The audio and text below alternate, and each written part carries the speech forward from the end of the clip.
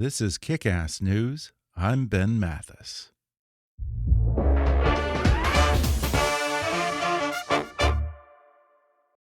Today's episode is brought to you by Kronos. Kronos provides HR solutions for the modern workforce and the people who support, motivate, and engage them. They put HR, payroll, talent, and timekeeping on a single cloud-based platform. Learn more about Kronos HR, payroll, talent, and time at kronos.com/HRswagger. That's kronos.com/HRswagger. And now, on with the show. Hi, I'm Ben Mathis. Welcome to Kick-Ass News. For several years, Andrew Marantz, a staff writer for The New Yorker, has been embedded in two worlds. The first is the world of social media entrepreneurs who, acting out of naivete and reckless ambition, upended all traditional means of receiving and transmitting information. The second is the world of the people he calls the gate crashers, the conspiracists, white supremacists, and nihilist trolls who have become experts at using social media to advance their corrosive agenda. Now, in his new book, Antisocial: Online Extremists, Techno-Utopians, and the Hijacking of the American Conversation, Andrew reveals how the boundaries between technology, media, and politics have been erased, resulting in a deeply broken informational landscape, the landscape in which we all now live. The book ranges broadly from the first mass-printed books to the trending hashtags of the present, from the secret gatherings of neo-fascists to the White House press briefing room, and traces how the unthinkable becomes thinkable, and then how it becomes reality. Today, Andrew Marantz joins me on the podcast to talk about how he ended up embedding with the so-called Deplorables and getting a rare insider's glimpse into the pundits, trolls, and provocateurs who drive the conversation on the alt-right and even influence our mainstream political discourse. He recalls his strange relationship with a right-wing media influencer who is able to manipulate America's political conversation, spread conspiracy theories, and even put words into the mouth of President Donald Trump. He also discusses how Silicon Valley's laissez-faire libertarianism opened the door to hate mongers and conspiracy theorists, how social media algorithms actually promote that type of content, and why he says it's time for tech leaders to stop hiding behind the First Amendment. Plus, he gets into how one of the worst offenders, Reddit, is now cracking down on hate speech, the bizarre story of the neo-Nazi who's married to a Jewish woman, and the pitiful demise of obnoxious right-wing gadfly Milo Yiannopoulos. Coming up with The New Yorker's Andrew Marantz in just a moment.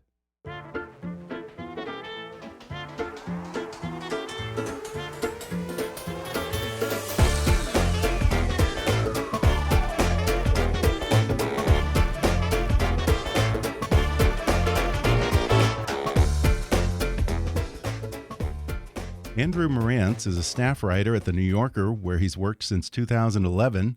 His work has also appeared in Harper's, New York, Mother Jones, The New York Times, and many other publications. A contributor to Radio Lab and The New Yorker Radio Hour, he has spoken at TED and has been interviewed on CNN, MSNBC, NPR, and many other outlets. Andrew has written extensively for The New Yorker about the alt-right movement and how social media enables and even encourages political hate. Now he's giving a big picture look at this issue in his new book titled Antisocial: Online Extremists, Techno-Utopians, and the Hijacking of the American Conversation. Andrew, welcome to the podcast. Hey, thanks for having me. Well, you are a Brooklynite and you write for The New Yorker, so I'm just guessing that the alt-right probably is not really your scene. I'm curious, how did you first get drawn into this whole world? Yeah, this is not, I'm not writing a firsthand memoir of how I came to love and cherish the alt-right. And when I showed up in a lot of these spaces, I think that was pretty clear. Like one of the first big scenes in the book is this inauguration party called the Deplorables, which is how they spent their inauguration weekend. I think most people remember Hillary Clinton sort of saying a lot of Trump supporters could be put in a basket of deplorables, and that word immediately got reclaimed as like, yeah, we're deplorable, we're proud of it, we're going to have a deplorable. And so when I showed up there, it was not that mysterious what I was doing there. Well, it was and it wasn't. Like, on one hand, I think people got, okay, you write for the New Yorker, I even had one guy who was like very sort of forcefully like, what's your deal, man? And kind of wasn't taking vague answers and was like, I just want to know like who you are, where you're coming from. And I basically said to him like, take a look at me, take a look at my glasses. I have a single speed bike. Yeah. Like, just take a guess and you're probably fine. And in a way that was sort of true. In another way that was a kind of cheeky dodge, right? Because, you know, as much as our sort of political landscape would have you believe that you can sort people by all kinds of superficial identities, that's true and it's not true. So it's not that I went in there to try to be completely supportive and sympathetic for all of, you know, to all of the alt-right's views. I think most of their views are reprehensible, and I say so very plainly in the book. It's just that I felt that it was possible to be accurate, be specific about who was this kind of white supremacist, who was this kind of Nazi, who was this kind of troll, who was this kind of nihilist who didn't really have that many beliefs, but who was causing manifest damage to our democracy nonetheless. And to go beyond that and not just do a kind of taxonomy of badness on the internet, which, you know, is part of the book, but is a very, you know, I really try to go beyond that pretty early on in the book and do a broader tapestry. But that was possible to do while balancing, on the one hand, you know, sort of factual, objective truth-telling, while on the other hand, not forfeiting my right to have eyes and ears and a brain and a heart and a soul and say, when bad shit is happening, I'm going to call it for what it is. Yeah, and it sounds like, I guess, the fascination kind of cut both ways, because as much as some of these alt-right media trolls profess their deep hate for the quote-unquote mainstream media and decry outlets like yours, the New Yorker, they're almost shameless in the way that they court you and other media outlets. In fact, there's a scene in here where I think you were at one of their parties, and they're just all swarming you, vying for your attention, saying, talk to me, talk to me. Yeah. Did you confront them about this hypocrisy? Yeah, well, it kind of, yes. It's hypocritical, but there are so many hypocrisies to sort through that it's like, who has time for them all? Yeah. I mean, yeah, it was hypocritical. It was also just kind of thirsty, as the kids say. I mean, it was very out in the open. And on the one hand, yeah, I can call them out for hypocrisy, and I did sometimes. On the other hand, it's like, it made me sort of second guess whether I was always, like, it made me second guess whether I should always be writing a particular story or whether I should leave it alone, because, you know, you don't want the interaction to be too transactional. There's always something transactional about journalism ever since, you know, Janet Malcolm has made a big deal about this. Joan Didion has pointed this out. I mean, it would be naive to think otherwise, but you don't want to be too, you know, sometimes a lot of these sort of trolls would approach you as if like, we're all in on this. We're all kind of doing the showbiz thing. You're going to do your thing. I'm going to do my thing. And I was like, I kind of wanted no part of that. I didn't want to be unfair. I didn't want to call them names that were just made up, but I did want to say, like, you and I are not two sides of the same coin, buddy, you know? Yeah. And in some sense, you can't avoid that. Like, in some sense, to give any of these people attention is to give them that much of a win. Like, insofar as you are giving them attention, you are giving them something they want. So I can't write that out of the equation. All I can do is make a more complex equation that goes, okay, attention is one thing, contextualization is another thing. And ultimately, like, a lot of things did not meet the threshold of me wanting to write about them. But sometimes I went, okay, these people are out here. They're doing what they're doing. They have massive influence, massive appeal. Even sometimes when they don't, sometimes they just have huge audiences, like people I write about in the book, Alex Jones, Milo Yiannopoulos, whatever. They are public they are public influential figures. Yeah. Other times they might be less sort of visible publicly, but still have a huge influence in a way that's more unseen. And so largely when things did meet that threshold, it was because my thinking on it was, we can turn away from it, we can ignore it, we can pretend it's not happening, we can, you know, not feed the trolls, quote unquote, but it doesn't make the influence go away. And in fact, to take that one step further, these people are putting out their playbook, and it's kind of on us to read it. Like, they are proudly telling us what they're doing, and by shielding ourselves from it because it's unpleasant and because it's unseemly and because we don't want to give attention to the trolls, we are handicapping ourselves. And by us, I mean like all people of goodwill who don't want bigots and trolls to take over the national conversation. Yeah. We are handicapping ourselves by not reading their playbook, which is out in the open to read. Yeah, and I wonder, with all the attention on Russia's social media influence on the 2016 election, do you think that we've almost done ourselves a disfavor in allowing that to overshadow all of this homegrown trolling that's been going on in the background? I do. I mean, it's not to say that we should discount the foreign actors and the states, the state spying and all that stuff, not only from Russia but from Iran and China and all these other places. But I do think that by focusing so obsessively on that, some people allow themselves to shield themselves from the more unpleasant fact that a lot of their co-American citizens are openly doing some of this stuff, not anonymously, not by being ordered to do so by any dictator, but just because they think it's fun, or they think it's politically advantageous, or they want to profit from it. And I think in a way that's like harder for people to face. Mm-hmm. But the other thing is, not only do I think on any measurable scale the American side of it is bigger and more influential than the Russian stuff, at least the stuff we've uncovered so far, I also think it's like you can drive yourself crazy, and I've seen friends do it, going, well, maybe this dot connects to this dot, and it's like, maybe it does, man. I'm not going to, there are conspiracies in the world, and they are worth theorizing about sometimes. But the very nature of it is that it seems pretty clear from the evidence we have so far that what the GRU and the IRA and all these Russian entities want is for Americans to be confused and gaslit and muddled and thrown around. Why not start with the stuff where people are telling you what they're doing? They're out in the open. You don't need subpoena power. You don't need Robert Mueller to go find the info for you. Yeah, good point. I sat in these rooms and watched them do this stuff. They were not anonymous. They were not shy about it. Start with that, because that we know is happening, and there's no need to feel spun around and gaslit. You could just see it for what it is. Mm-hmm. And I want to talk about one of these people who is a little bit less public about what they do and kind of operates in the background, but has this enormous influence. Mike Cernovich. Tell us a little about him. Yeah, so he was one of these people who was totally open with me, totally fine with me coming into his living room and just sort of being a fly on the wall and watching. So, he was one of the organizers of the Deplorable, and there were a lot of people at this party who were tugging at my sleeve and saying, hey, I'm interesting, come talk to me. And with any of these people, as I said, it's a calculus. You're trading off various factors. With someone like Cernovich, so he is a lawyer who came to prominence during the Gamergate movement, which there was a version of this early draft of this book where I did like a huge digression about Gamergate, and then I just ended up cutting it all for various reasons.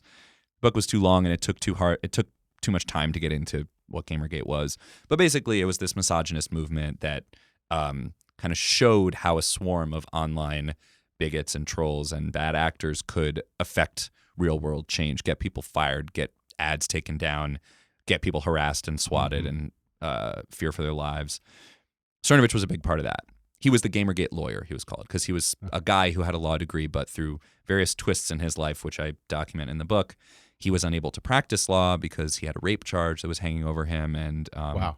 Yeah, so he had a a lot of these people's lives, and it's dozens of people in the book, they're the kind of details where it would sound made up if it weren't for the fact that it was documented. I mean, the fact that the internet's leading misogynist, his life was derailed by a rape charge. Yeah. The fact that his first marriage, which fell apart, he in the divorce inherited a bunch of Facebook stock, which then after the IPO made him a millionaire, and that funded his trolling campaigns. Wow. These are the kind of things that if you put them in a novel, your editor would be like, it's a little much, Yeah.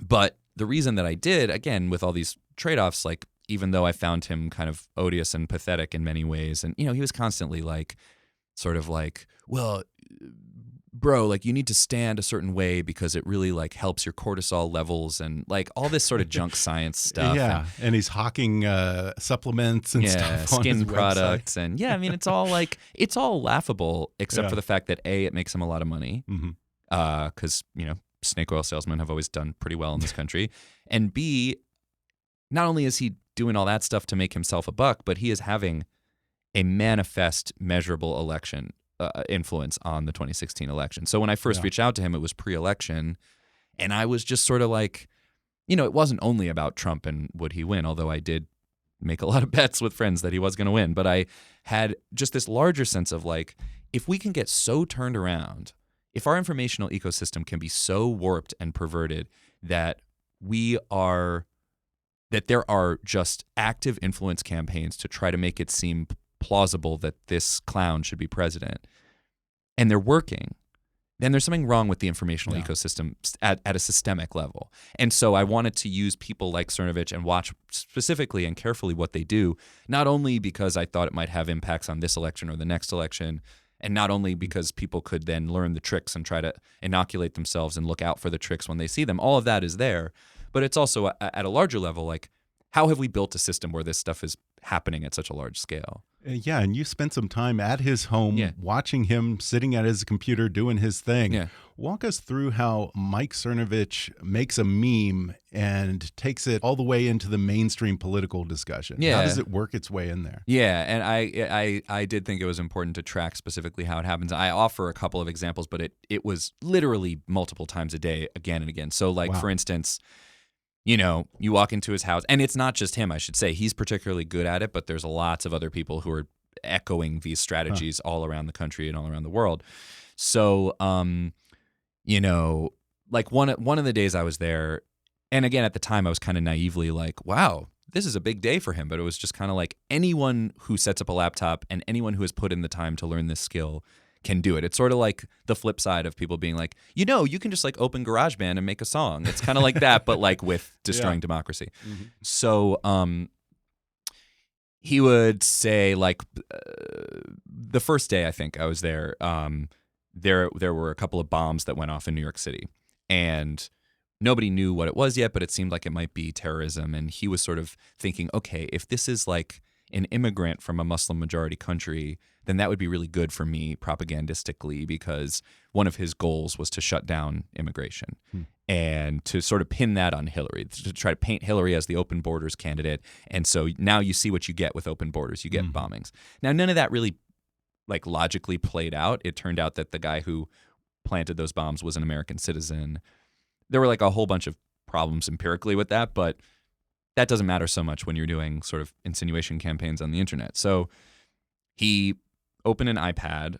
I was just, he had this little sort of kitchen table thing, and his wife, his second wife, was sort of puttering around and making us coffee. And, it was just sort of this nice cozy, like they had she was pregnant at the time. They had a dog outside. It was just sort of, it was not the 14-year-old troll in the parents' basement kind of thing. A relatively normal existence. Yeah, and he would sort of say, like, yeah, I just, destroyed Hillary in this news cycle, and now I'm going to like go for a hike with my dog. And like he was very into that kind of dichotomy. Mm-hmm. So he set up the iPad on the table, started a Periscope video, which is like this live streaming app that's owned by Twitter. And they would, his hardcore fans would gather. So it wouldn't be 1 million people, it would be 1,000 people, but they were like the hardcore Cernovich fans who anytime he sends a tweet out, they would follow him wherever. Mm-hmm. They go into this video sort of chat, and he's talking at them, which is his preferred mode, kind of like mansplaining politics. And they are all typing in the comments. So some of them are just typing like, you're a cuck, whatever. And then others are typing suggestions on what should our hashtag be. If we want to inject this insinuation into the news cycle, that somehow a bombing in New York should be associated with why you shouldn't vote for Hillary, how are we going to do it? And so it wasn't enough for them to just sort of, in some loose, unaffiliated way, just sort of insinuate this. They had to do it in a coordinated way. So they start throwing around hashtags, Hillary's terrorists, Hillary is a terrorist, Hillary bombs, like, and they were like, that's not really quite, it's not catchy, it's not really believable, like nobody really thinks Hillary is a terrorist. So then I think that one, and literally they would do this multiple times a day, but I think that one they settled on Hillary's migrants. And so they would sort of say, okay, Hillary's bringing in the migrants. Make sure you spell it without an apostrophe, because if you have an apostrophe, it'll mess up the hashtag. Sort of coordinating this, all of which, none of this is against the rules of Twitter. Mm-hmm. They were just like, they were just sort of like, this is how we do it. We get 1,000 people. We all agree on the same hashtag. We all go to Twitter at the same time and start posting. And you post things. ideally things that have images in them that are really visceral. Because one of the things to understand, and I kind of broaden out this whole conceptual framework in the book, is that the algorithms that underlie Twitter and Facebook and all these things are built around emotional engagement. They're not a flat mirror that tells us what people in the world are thinking. They are warped in all these various ways, and one of the ways is that they show they privilege what scientists call high arousal emotions. Mm-hmm. So, gee, I think I have some concerns about foreign policy. That's not a high arousal emotion. High arousal emotions. Sexy. It's not sexy. So lust is one, literal arousal. But then there's also, fear, disgust. Mm-hmm. There are positive ones too, awe, Mm-hmm. humor. But, the reason the book is called Antisocial is that for a long time we only thought about the pro-social. Like, I think of it as like antisocial is stuff that tears down a civic fabric and pro-social builds it up. And, we thought for a long time about cat videos and humor and like, yeah, maybe it's a little bit kind of negligible, but at least it's like bringing us together. It was making the world more open and connected. And we just totally discounted the ways that antisocial emotions are way easier to cultivate in your audience. If you want to make people inspired, it's actually pretty hard. If you want to make people fearful and disgusted, you can do it literally in seconds. Right. That appeals to our lizard brain. Exactly. And so if you want, and if you hit the lizard brain in the right way quickly enough, because speed also matters, then you can get something trending. So in this particular case, they said, okay, put out photos of Hillary kind of looking mean and like she's going to, be the open borders person and she's going to hurt us with that policy. They all go to Twitter. They all do that. They get it trending. And then once it's trending on Twitter, this is another thing people don't understand, that it seems when you go on Twitter, there's this list of trending topics, and it seems like that's just sort of an objective map of what people are talking about. But in fact, it's a proprietary algorithm where Twitter is showing you things. It's personalized. Two people might see two different lists of trending topics. And so, but to journalists who are, Twitter is like for journalists, basically. When journalists see the list of trending topics, they see it and go, oh, that's a thing now. Now this is something I need to write about because it's in this sort of official looking list of topics. So then, you have journalists writing about some people out there are saying that Hillary is the open borders candidate. And so then it gets into the bloodstream. Yeah. Then it's on the Drudge Report. From the Drudge Report, it can go to Fox News. From Fox News, then CNN has permission to talk about it. Then the newspapers have permission to talk about it. Like basically to the point that I could go open my newspaper the next day and go, wow, Cernovich has his fingerprints on this story.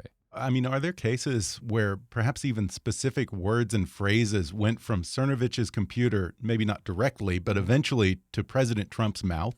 Definitely. Yeah, so another one would be sick Hillary or Hillary coughing, or there was again this perception and Cernovich, just as an example of someone who was a lawyer, was well-read, he would tell me, like, I have lots of specific things I could say about her policy toward the Saudis and actually another one of these weird details, even though he's often perceived as a white nationalist, his wife is of Iranian descent and her parents are Muslim. And so there's all these sort of individual life wrinkles. There are sort of pretty much out and proud neo-Nazis in the book who I write about who are married to Jewish women and have black adopted siblings, and it's just a weird world. Like it's one of these things that I would not have known if I had done the making it up as I go along thing. I would never have been able to predict this stuff.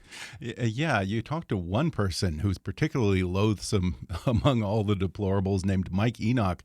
He's the founder of something called the Right Stuff blog and the host of the Daily Shoah podcast, which is a play on the Daily Show for, I guess, neo-Nazis or something. This guy is a Nazi who, I don't know if he talks about exterminating Jews, but he talks about certainly getting them out of this country. And yet he was married or is married to a Jewish woman. Yeah. How did he and his wife rationalize that? Rationalize is the right word, right? It's just people are just extremely weird and messed up. Like people are, and again, like it's very easy for people to hear this stuff and think, well, yeah, there have always been a few Nazis around and they've always been kind of freaks and weirdos and, what does that have to do with me? But like I just found over and over again, the more of these stories I dug into and the more resonances I found with the larger world out there, this is not unique. Like the Mm-hmm. the extremity of it might be way more than we normally see in our daily lives. And, we don't all have, friends who become full Nazis, but the means by which somebody can do things that make no sense or that seem contradictory on their face, that stuff is happening all the time. And we kind of tell ourselves this story that, people have their beliefs, they have their politics. After all, these people voted for a black president. How could they be racist? All this stuff that like it just doesn't hold up under scrutiny. So that's why I really tunneled into some of these stories. Like that particular guy, he grew up in a part of New Jersey that was this very kind of, pastoral kind of like suburban multicultural landscape. His parents were both professionals, both academics actually. His father taught Beowulf and his mother was a college president, and they just he was, many, many things were going on, and that I get into a lot more detail, but basically he was like addicted to contrarianism. Yeah. That's really interesting because I think that for someone like you who does not really fit in with this crowd, that was in a weird way sort of your window to relate to these people because you talk about when you were a kind of the angst-ridden teen who was always cynical and contrarian, and that was kind of the way you related to them. Huh? Absolutely, yeah, and so it wasn't like relating to them fully, like, oh, I totally get you, and I'm like comfortable with what you do, but it was a way in to sort of see like, because again, it's very easy to caricature this stuff and distance ourselves from it, Sure, and go, what in God's name does that have to do with me? And I think we ignore that at our peril. And so one of my ways in was to say, okay, I don't think I ever would have been a full Nazi. Like being Jewish kind of makes that inconvenient. But like if I had been, I think we all go through these kind of like angsty teen rebellion phases. I certainly did. And I had all these phases where I was like, well, I don't know what I am, but I'm not what all you motherfuckers around me are. Like, I'm not your sort of normie Abercrombie wearing, like, I'm my own thing. And I didn't know what my thing was. I just knew it was in opposition to that. And I feel like if I had been in that delicate space of, being an 8th or 9th grader going through that, and I had a computer in my pocket that could give me whatever answers I wanted to any questions I wanted and could shock me and titillate me and make me feel like I had special secret knowledge that was known only to me and my secret cohort of enlightened people, and everyone around me was benighted and stupid. I think some version of that might have been really appealing to me. I don't know if it would have been the full Nazi version, and I think maybe I would have been able to find my way out of it eventually, but I don't know. Yeah. And you talk to other people who are maybe not full-on Nazis, but what they refer to as the alt-light. And among those are people like Milo Yiannopoulos, who is or was sort of this provocateur and alt-right gadfly who for a while became something of a celebrity. And I wonder, do you think that he and people like Mike Enoch really believe anything, or is it just all about getting a reaction and growing their brand, as they say? Yeah, I think Milo believes nothing. I think Really? people like Enoch are actually hardcore ideologues. Oh, you do? So I think there's a whole spectrum where I would actually put them on opposite poles of that spectrum. Okay. I think Milo is, he patterns himself after Mariah Carey. That's what he told me anyway. He wants to be famous. He wants to be fabulous. He wants to wear designer clothing. One of the things I found in looking back through, and again, these people are all examples and archetypes, and I want to always remind people that, like, even though individual people might fall off the radar, like Milo, for example, his career is effectively over. He has nowhere else to turn. He's been banned from every platform. He's become a national punchline, rightly so. He is a punchline of a person, but that doesn't mean that the next person can't come along and be a little bit more savvy. It's similar to the Trump thing. It's like Trump will eventually go away, but there might be a newer, savvier version that would actually be more effective and just be a little bit less flamboyant about it. So I think it's similar with someone like Milo. We sometimes like are a little too premature to dance on the grave of these individuals rather than thinking more systemically. So, but yeah, when I went back and looked at his stuff, the one thing he seemed consistent about was free speech absolutism, free speech for everyone. I can say whatever I want. And then you go back like 2 years into his record of deleted blog posts, and he's writing about how online trolls need to be regulated because they're so dangerous. And Wow. so there's very, very little consistency there. But with people like on the more the alt-right ideologues, the propagandists, the people who are doing what they call white nationalism 2.0, trying to take, the old David Duke style thing and put a more web-savvy sort of meme face on it. I think those people are often converts to an ideology that is, it's almost like a religion with them. Like they are super hardcore about it. And one thing that you talk about in here is how people like Mike Enoch and others have this routine of they throw something hateful or anti-Semitic out there, and then they sort of retreat and say, oh, it was just a joke, lighten up, everything's too PC these days. Yeah. And yet, as you point out in the book, the things that they say get inserted into the discourse and gradually begin to push the boundaries of what's acceptable in our culture.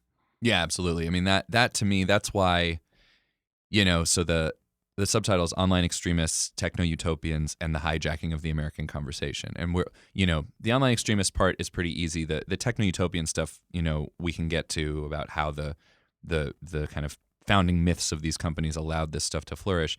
But the American Conversation thing, it gets thrown around as a kind of cliche, and it is. But like, there is nothing foreordained about what the American discourse is going to be.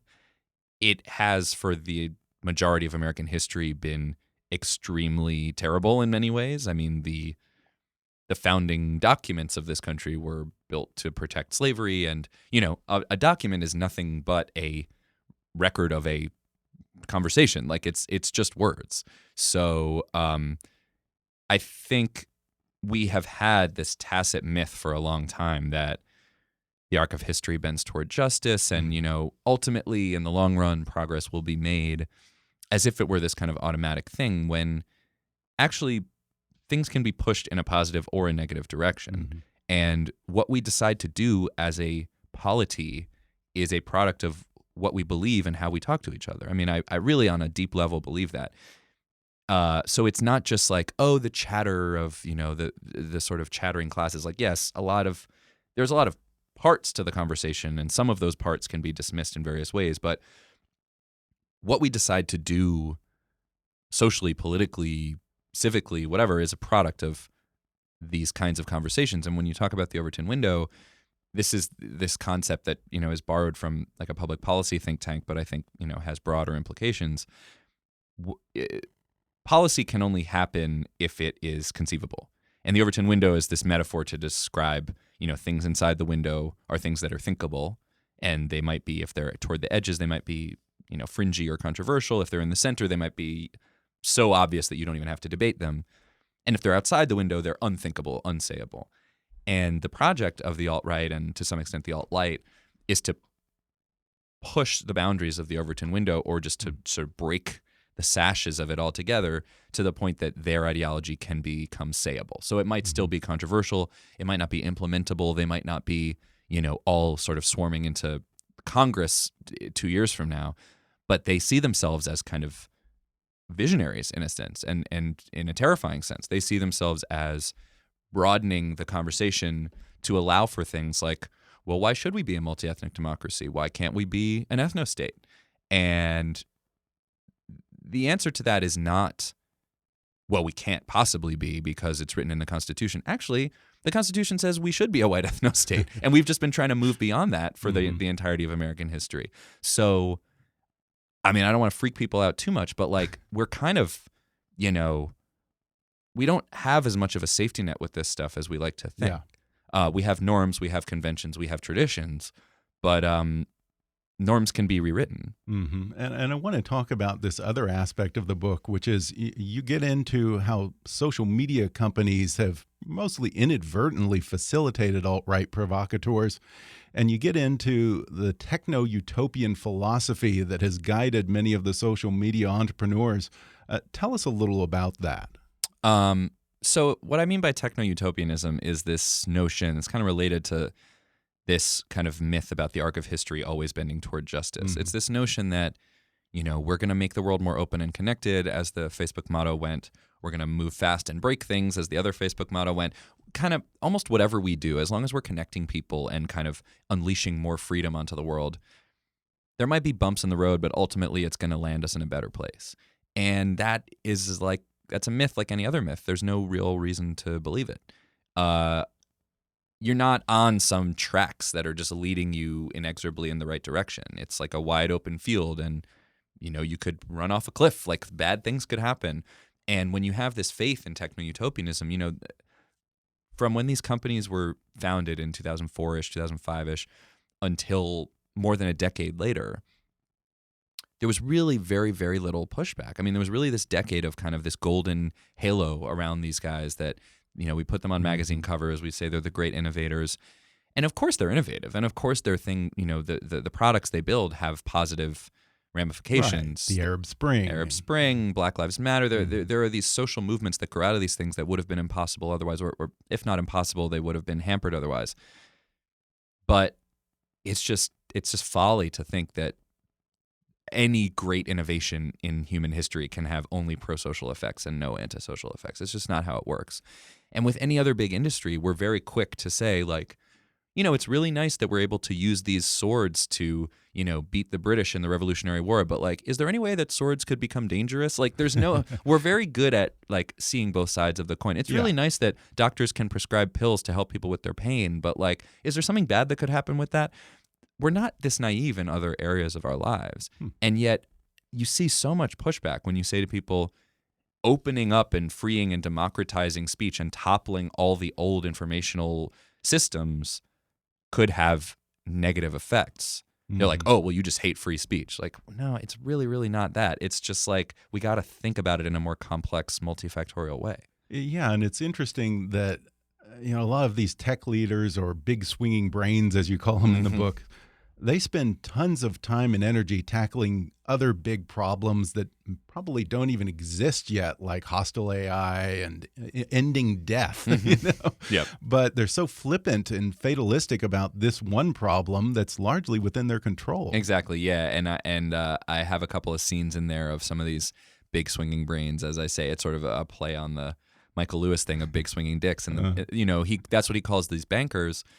I think I call them big swinging brains because I think they're not only about accruing money and wealth and power, although they love that stuff, but they want to be luminaries, and they want to have they want people to turn to them and say, what do you think about whether we should colonize meteors? What do you think about whether we should whether death is a curable disease? What do you think?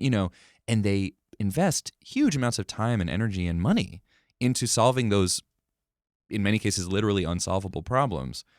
And yet when you say, hey, you guys moved fast and broke things, and one of the things you broke is media, and not only media like, hey, it's hard for the Huffington Post to make a living, but like media like everything about how we know and see and understand and appreciate the world around us. You guys broke that. Could you try to fix that? They're like, oh, it's an impossible problem. There's nothing to be done. People just want what they want, and the market's always right. And I just find it so bizarre and hypocritical and just implausible on its face. And yet, because we had 10 years of this sort of halo effect, you still hear people making these arguments on the left and the right. All kinds of people making these kind of weird apologia arguments for these companies. Well, what would you have them do? Like, come on. These are people who are telling us they can fix climate change, they can fix the education system. They can't fix media? Like, and I think it's and I also I'm kind of trivializing it, but like, if we don't fix the media problem, we can't fix any of those other problems. If we don't fix the national conversation, to go back to the subtitle, if we don't fix the way we talk and think and operate in the world, because make no mistake, what you see online affects how you think, how you operate, how you behave, how you vote. If we don't fix that, we can't do the difficult stuff of fixing the climate, fixing, denuclearizing, figuring out new energy sources. Like, that stuff requires a common set of facts, a common set of like emotional valences. It requires a functional marketplace of ideas, which is the thing they broke. And one of the biggest breeding grounds for the most vile content, hate speech, conspiracy theories, all kinds of offensive stuff has been Reddit. And for the longest time, it was this space where anything goes. You spent some time with the co-founder and CEO, Steve Huffman. At this point, does he express any regrets about Reddit's role in facilitating that kind of stuff? Yeah, he does. And one of the reasons I spent so much time with him and embedding in the offices of Reddit is that he is one of the few people in this world who is willing to change his mind about stuff and speak about that openly. There were a few reasons that I found Reddit interesting. One is it's just massively influential. It's by the numbers, it's bigger than Twitter. It's bigger than Netflix. It's just in terms of web traffic, it's this. I didn't realize that. I'm not someone who spends a lot of time in subreddit chat rooms. Well, it's just a huge, I mean, a lot of us aren't. I wasn't, but I was just like, by the numbers, this thing is just huge. And it's also, it plays a key role in the kind of meme ecosystem. Like a lot of things bubble up from there that then sort of take over everywhere else. And yeah, it's like, and I mean, another practical reason was that they just were willing to give me access as a journalist in a way that very few companies are. I mean, if you go to Snapchat or Twitter or Facebook and say, hey, I just want to hang around and see whatever I see and just write about it, they're like, how about you go take a long walk off a short pier? And you tried and were rejected by exactly. pretty much every major social media platform. Yeah, I had to try. And this was, remember, back in the day when they were giving nothing. Now they'll give you a little tour and they'll bring you to a meeting and whatever. But back then it was nothing. So, because I think now all this stuff has broken out into the open. I mean, back then it was like, it wasn't entirely a secret, but I was sniffing around stuff that they were still hoping to keep entirely in the closet. But yeah, Reddit was just like, you can kind of just hang around. And that's the kind of reporting I really like to do. I really like to just be a fly on the wall and see things as they happen. So that's what I was doing with the online extremists, and that's what I was doing with the techno-utopians. And when I did it with the Reddit people, they were, so it was started by these two guys, Steve Huffman and Alexis Ohanian. Huffman came back after 10 years. He started it in 2005. He left. And the analogy I make is to just a big warehouse party. You know, you kind of start this big party, you open up the doors, you don't card anyone. You kind of just say, here you go, like freedom, no rules, do whatever you want. And then you leave for 10 years. And then you come back and there's a few 100 million people at your party and they're doing this insanely horrific stuff. And you're like, the cops are raiding the party. Well, no, the cops aren't raiding the place. That's the problem. So then, it's just people just lighting stuff on fire. And you're like, how did this happen exactly? So he does express regret about that. He doesn't sort of say like, we should just shut down the internet. But he says, I was naive. I was a kind of like cocky young techno-libertarian. I just sort of thought that the marketplace of ideas would work itself out. I just thought that, like, the way Reddit works, it's very simple mechanics. It's upvoting and downvoting.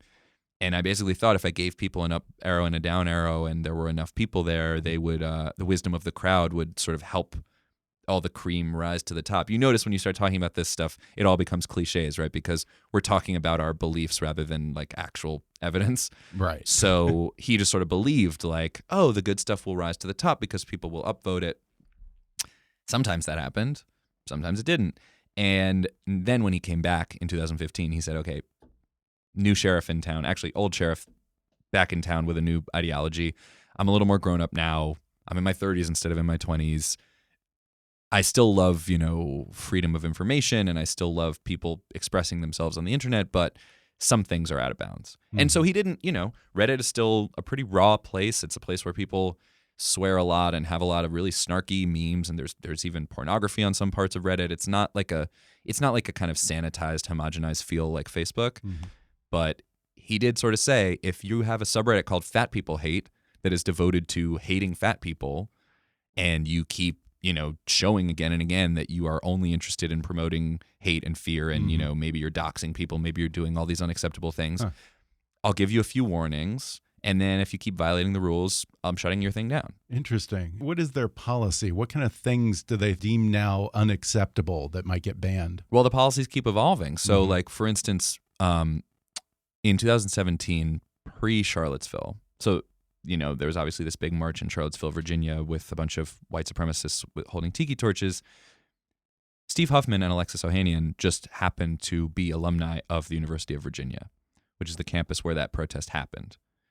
So in addition to just being American citizens who were offended by this, as everyone was, they were triply offended because not only were they alumni of the University of Virginia, they were also the founders of this platform, where a lot of these people were organizing to make this rally as big as it was. So they were like, okay, so to your question about how the policies are written, previous to Charlottesville, they had a policy against violent content, and it was pretty narrowly tailored. It was like no content that incites violence. I forget the exact word. I think it was no content that incites or encourages violence. And then after Charlottesville, they said, well, A, we need to be much more vigilant about things that were already in violation of that policy that we just weren't cracking down on. So right from Huffman is on a plane on his Wi-Fi seeing these images of news articles about the tiki torches, and he is chatting with his employees saying, if these people are anywhere on Reddit, I want them gone. Huh. His quote was, Really? nuke them. Wow. And they said, Steve, you seem a little emotional. Let's talk about this on Monday. This was like on a Saturday. And then he came in on Monday and said, yeah, I was a little emotional, but frankly, like, I think it's better to have an emotional response to Nazis marching than to not have an emotional response to that. But also, nuke 'em isn't really policy. Like, how are we going to make this a policy? Yeah. So they did a couple things. They shut down some of the groups that were already in violation of their violent content policy, where they were just openly celebrating the fact that a protester had died at Charlottesville. And that there was a subreddit where the top post was, it's really great that this woman died. And they were like, okay, you're gone. And that subreddit, actually, I get into it in the book, that was a subreddit called Physical Removal. And it was based on this whole philosophy. I mean, I even hesitate to use the word philosophy, but it was basically, there was this German philosopher who was such a hardcore libertarian anarcho-capitalist that his philosophy was, if there's anyone within your community who is violating your social order, then you need to physically remove them. Huh. So essentially justifying homicide in the name of his libertarian. Wow. Terrible. And so this was, in the early days of Reddit, this would have been like, well, you're just talking about philosophy. Now that it was like, yeah, no, you don't get to talk about that shit here. And I think it was hard for people like Huffman, because he still has that techno-libertarian ethos in his bones somewhere. So I think there was a part of him that said, is there going to be a slippery slope here? If we can't talk about violence, then what if we want to talk about the Bible? The Bible has violence in it. But then the other part of him went like, no, we're going to shut this down. And like, I don't suggest anywhere in the book that any of this stuff is easy, that there are sort of 100% right answers that anybody can find. I certainly can't. But that doesn't mean that you are paralyzed with fear and you don't do anything. So they got rid of that, and then they sort of had a few weeks where they were trying to rewrite their violence policy to say not only stuff that outright incites or encourages violence is banned, but also we're going to ban things that glorify violence, things that they added some verbs to the policy. Huh. And then they let me watch that process and talk to everybody who was involved with it. But they also said, you should be here on this set of days. And so I went to San Francisco to be there. And they said, okay, today is the day we're going to actually get rid of all this stuff. So they all got in a room and opened their laptops. Wow. And sat down and got a bunch of free snacks. These companies love free snacks. And said, okay, this subreddit called Kill the Jews, that one's gone. This subreddit called Kill the Jews, JOOS, that one's also gone. Huh. This one, well, actually, that one has swastikas, but they're in more of like a historical context. That one can probably stay up. Okay. And so it was this Wow. very like human, messy approach, like bunch of people, 28-year-olds sitting in a room deciding. And like, it's really weird and uncomfortable to be in that room. It's like, oh, you guys are just deciding who gets to speak and who doesn't. But it's also like, I'm not sure that we have a better alternative right now. I think we can think long term about how to build better alternatives. But right now, these people are gatekeepers, whether they like it or not. And so they just have to be good at being gatekeepers. Mm-hmm. And now that sites like Reddit and Facebook and Twitter are finally beginning to act on these things, You have people like Milo Yiannopoulos and Alex Jones and many others who have been banned from most social media. I think Laura Loomer even got banned from Uber and Lyft for saying something offensive. Yeah. And you say that the Deplorables' assumption up to now has been that there would always be some new social media platform for them whenever they got banned from the mainstream ones like Twitter or Facebook or whatever. Has that been the case, or are they starting to run out of places to go?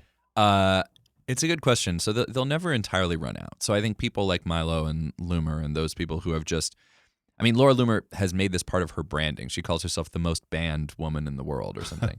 And, you know, she wears that as a badge of honor to her fans. Now, it's kind of like a Zeno's paradox thing. Like you can get her to not be able to radicalize the mass public by getting her off the mass public platforms.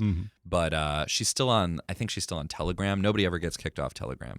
Nobody ever gets kicked off Gab. There are certain, I've never even heard of these ones. but this is the thing that like they're so what the trade-off is, these are smaller networks, but they brand themselves as hardcore free speech absolutist networks. So it's still that thing of they may only get 1,000 views, but then it gets disseminated eventually. They're going to be the hardcore of the hardcore. And because these platforms are so devoted to free speech, they can really push the boundaries. So you can be on Telegram and essentially threatening violence. I mean, there are lists that people pass through Telegram of, you know, here are a bunch of Jewish journalists and we're going to try to find out where they live. And oh my God. Yeah. So, and scary. yeah, and Telegram, you know, it is not an American company. It's registered in Russia. And so they just say free speech.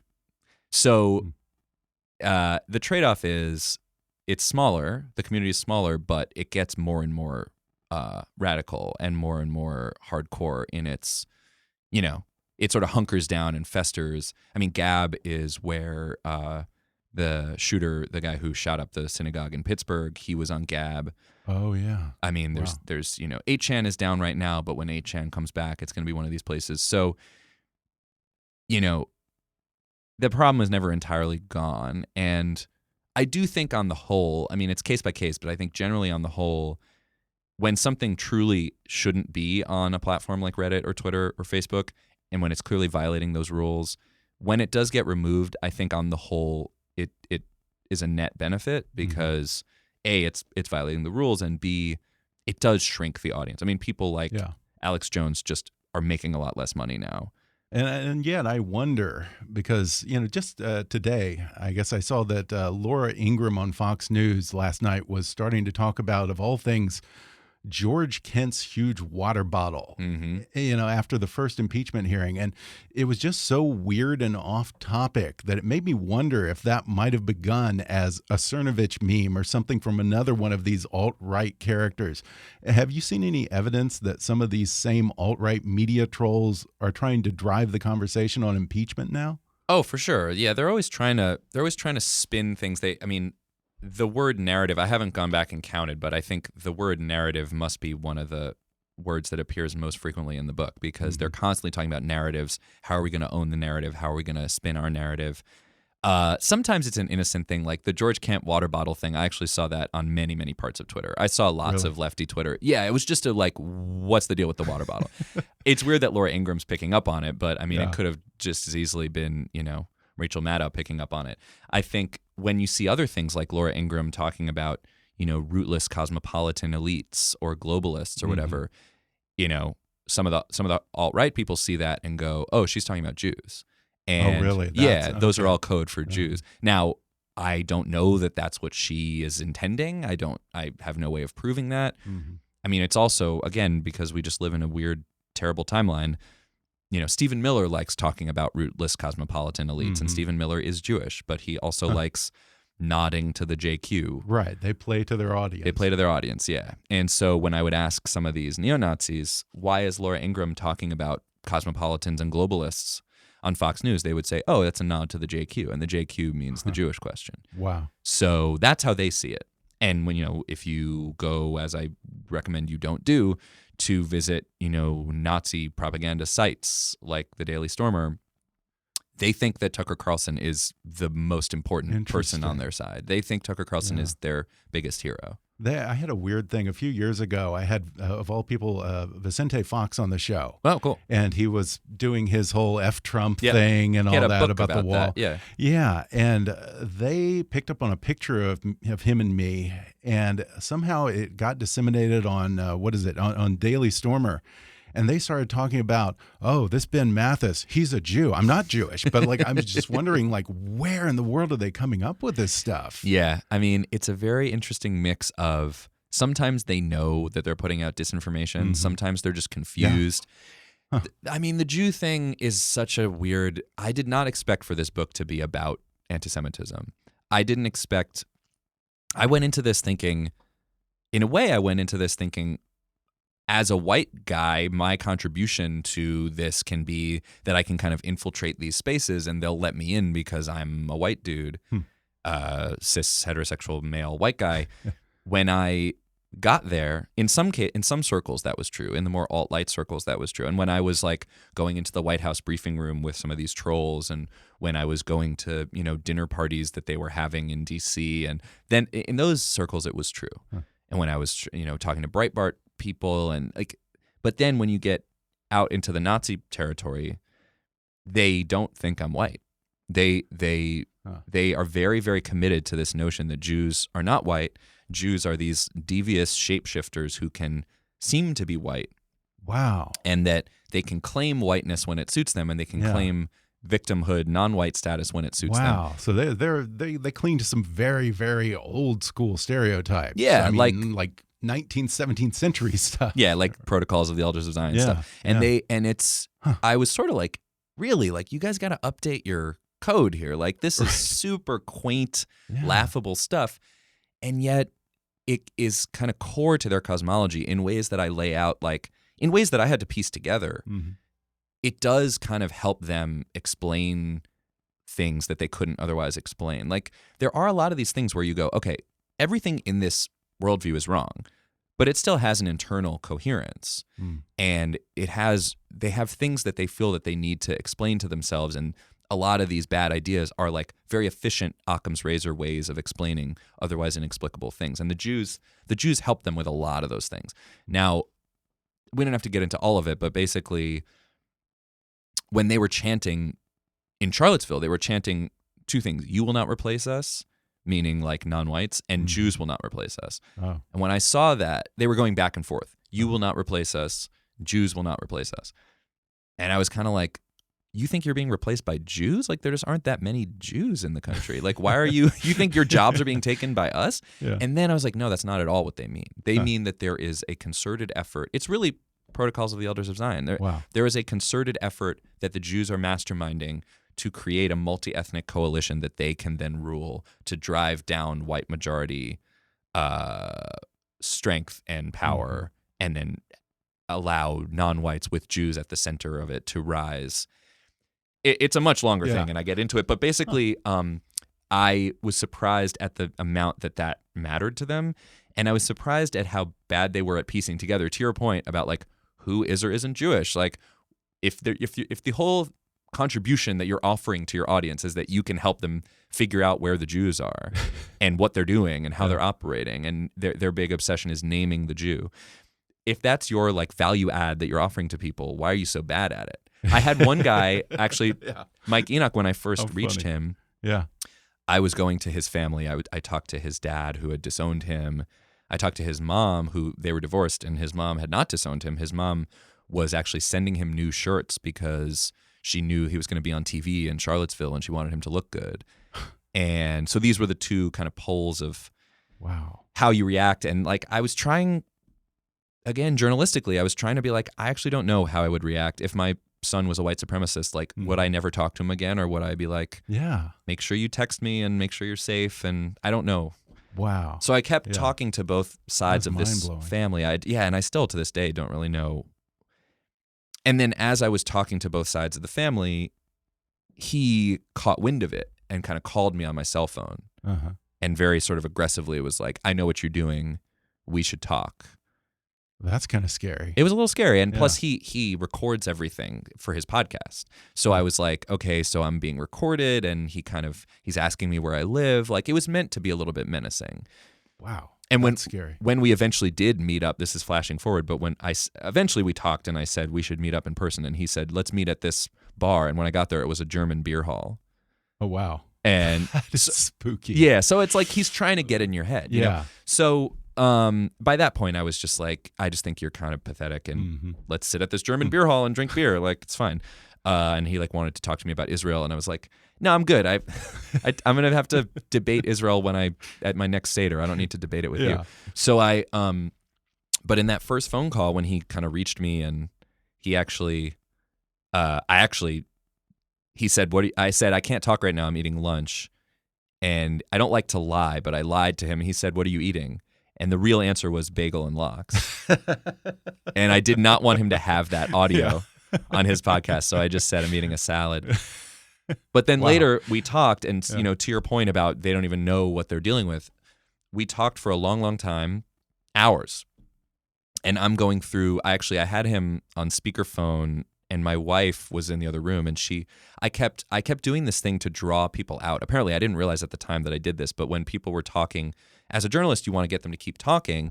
We're in the same room, so you're like nodding and making eye contact. When you're on the phone, you can't do that. So I kept saying, right, right, right, right. I didn't realize I was saying this. So he was like, this is why. That sounds like agreement. Yes. So he was like, this is why we need to drive all the half-breeds back to where they come from. And I was like, right, right, right. And my wife. He couldn't see you rolling your eyes. My wife was like, stop agreeing with the goddamn Nazi. So we're doing that. And then he's in the middle of explaining to me why there's this book I really need to read that's going to explain why the Jews are actually. And he wasn't always woke on the Jewish question, as he put it. He wasn't always red-pilled on the JQ. And obviously he wasn't, because he married a Jewish woman, so he couldn't have been. But now he gets it. Now he knows. And this is the book that opened his eyes. And as he's recommending the book to me, he goes, wait, you're not a Jew, are you? I'm like, are you serious, dude? This is your job. Yeah. To know where the Jews are. Yeah. And you had one job. You had one job, and like, Google me, look at me. I'm not a secret. I'm not a crypto Jew. Yeah. I have a Jewish name. I have a Jewish face. I've written for Heb magazine. I've written for Tablet magazine. Step up your game. Wow. But then, then we kept talking for a lot. We've talked many times after that. Wow. I mean, now that the light has started to be shined on people like him and kind of the alt-light social media figures, and some of the bad actors have been exposed and banned from platforms, Silicon Valley seems to be taking it a little bit more seriously. Are we in any better shape going into this next election? I don't think so. Really? I think in some ways there are individual consumers who have gotten a little bit wiser, a little bit savvier. But then there are other consumers who haven't, or there are new consumers who, it's an arms race, right? So you have some people who go, oh, I know certain tricks when I see them. And I actually do think in some small way, part of what I'm hoping to contribute is to sort of tip people off to certain types of spin and misinformation and seeing kind of proto-hate speech as it arises. So in that sense, like you can educate yourself. In another sense, it's very easy to throw up your hands and say, it just sounds like everything is manipulable, right? And I'm just going to tune it all out. That's not a good solution either. Yeah. Or just say, well, I'm just going to log off and then everything's going to be okay. We still, like, at a broad systemic level, we have built a bad informational ecosystem for ourselves. It's not working at a fundamental level. So there are things at the margins that we can do that individually you can educate yourself and know things when you see it. You can also, Facebook can implement new policies. It would really help if Facebook maybe didn't take down all political advertising, but tried to limit how much it can be micro-targeted and how much it can be manipulated. There are things that we can do, and some of that is being done, some of it's not. But the larger project of this book is a reductio ad absurdum, is what I call it, like a showing how if we wanted a functional informational landscape, it's not the one we have. At a deep level, like what these algorithms are fundamentally incentivizing is just driving us in a lot of really warped directions. And that's not going to change before 2020. Wow. Well, I found this book absolutely fascinating. And in a way, I think you really do a service here. Again, it's called Antisocial: Online Extremists, Techno-Utopians, and the Hijacking of the American Conversation. Andrew Marantz, thanks for talking with me. Thank you. This was great.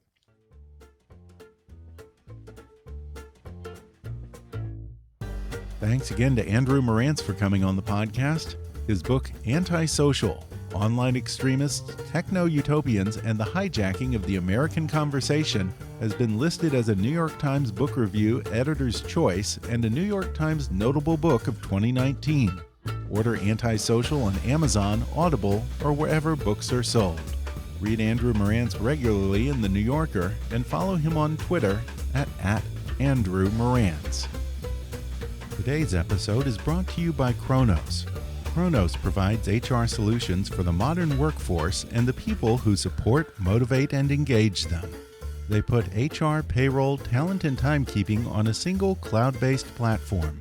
Learn more about Kronos HR, payroll, talent, and time at kronos.com/HRswagger. That's kronos.com/HRswagger. If you enjoyed today's podcast, be sure to subscribe to us on Apple Podcasts and rate and review us while you're there. 5-star ratings and detailed reviews are one of the best ways for new listeners to discover the show. You can also follow us on Facebook or on Twitter at @KickassNewsPod and recommend us to your friends on your social media. For more fun stuff, visit kickassnews.com, and I welcome your comments, questions, and suggestions at comments@kickassnews.com. For now, I'm Ben Mathis, and thanks for listening to Kick-Ass News.